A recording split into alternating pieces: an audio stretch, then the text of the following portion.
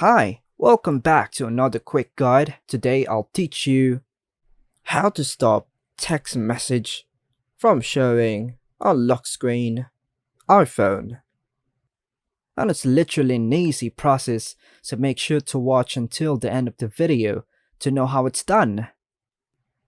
To enhance the privacy of your iPhone and prevent text messages from being visibly displayed on the lock screen, you can follow these steps.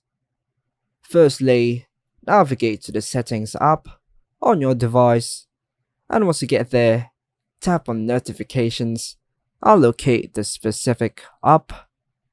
In this case, Messages. Within the Messages settings, you'll find an option labeled Show Previews.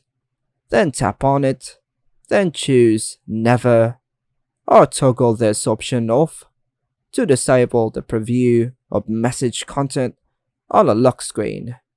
By taking these measures, you effectively ensure that the actual content of text message remains concealed when your device is locked, contributing to an added layer of privacy and security. And that's all for now, folks. Hope you like and subscribe. Thank you.